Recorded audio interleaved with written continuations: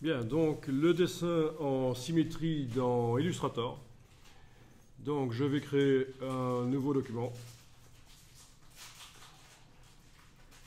Je vais demander d'afficher les règles, donc menu affichage. Afficher les règles, c'est quelque part, c'est CTRL-R en fait, mais je voulais aller le retrouver. Il est là certainement quelque part sous mes yeux, les règles. Bon, allez, il est au-dessus. Ah oui, règles, afficher les règles, voilà, c'est ça. Règles, afficher les règles. Donc, commande R sur le Mac, CTRL R sur le PC, de toute façon, comme dans tous les logiciels Adobe. Et je vais tracer un repère vertical. Je le déplace.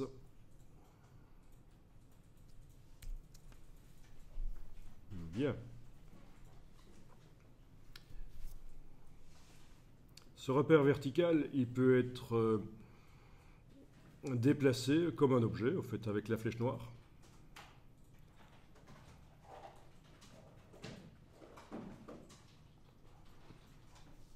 Bien. Dans la palette transformation, vous pouvez le positionner précisément par rapport à l'origine des règles. Donc dans la palette transformation, vous pouvez le positionner en pixels dans le cas de ce document, par rapport à l'origine des règles qui est en haut à gauche du document.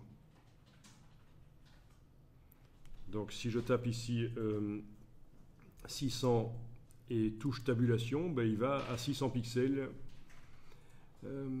en horizontal hein, pour le X. Okay, il faut qu'il soit évidemment sélectionné avec la flèche noire au préalable.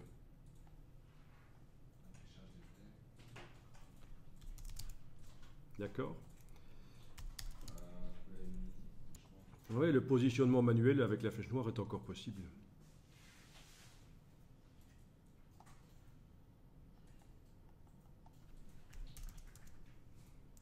Ok, là il est indiqué en Y 400. Alors, voyons un peu ça.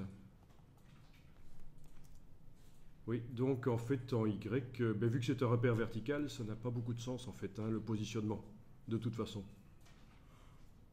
Voilà, donc les points de référence ici n'ont pas vraiment de lieu d'être dans le cas d'un objet aussi plat que ça en fait, hein, il n'a pas de dimension largeur hauteur.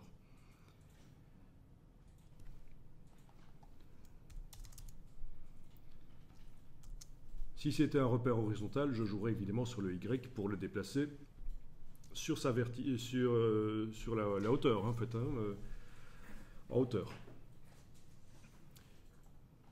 Ok.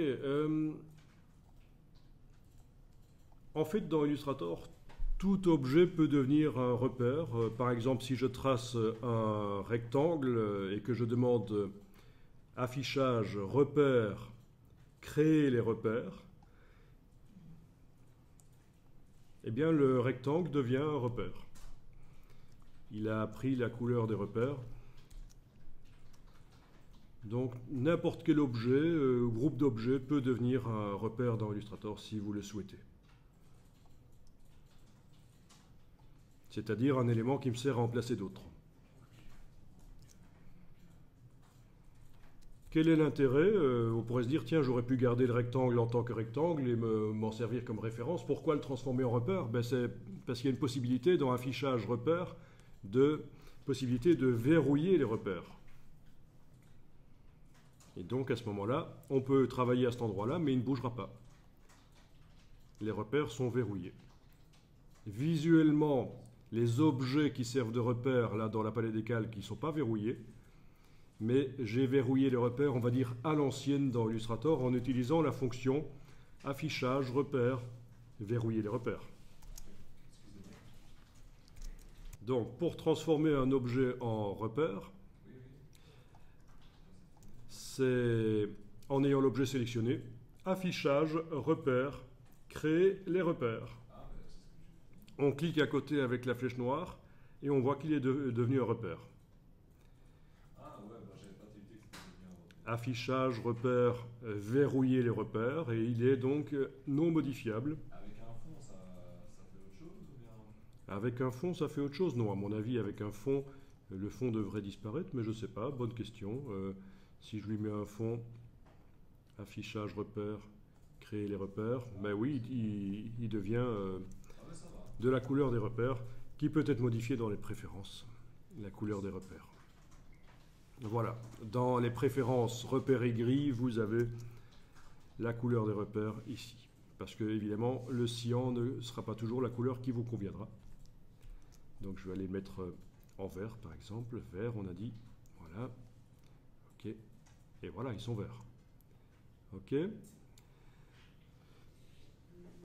Bon, ça, c'est l'ancienne manière de faire dans Illustrator. Je veux dire la fonction verrouiller les repères pour faire en sorte qu'ils ne bougent plus. Il y a une nouvelle manière de faire que je vous conseille plutôt, que je vais vous montrer sur un nouveau document rapidement. C'est pas plus mal de le faire sur un nouveau document. Donc la nouvelle manière de faire, c'est de dire, tiens, je vais avoir un calque pour les repères. Et peut-être même pour les repères verticaux. Comme ça, vous allez bien comprendre. Je crée un autre calque ici. Repères horizontaux, horizon, voilà. Là, le troisième calque, ça va être pour l'illustration, voilà. Et je vais indiquer que je travaille sur le calque des repères verticaux. Et je vais tirer au départ des règles des repères. Voilà. Ok, on peut en sélectionner plusieurs d'un coup. Attendez un peu que j'aille voir. Oui, dans affichage repères, verrouiller les repères était toujours coché. Je vais le décocher.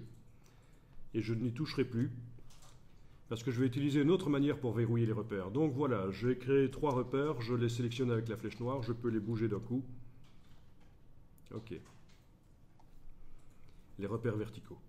Et je peux les verrouiller très rapidement, simplement en verrouillant le calque. Et à partir de là, on ne sait plus aller les modifier. Je clique sur le calque maintenant, repères horizontaux. Je vais aller tirer des repères horizontaux. Alors, si je vous parle des repères maintenant, c'est parce que pour la symétrie, on va en avoir besoin pour dessiner en symétrie. Voilà, repères horizontaux.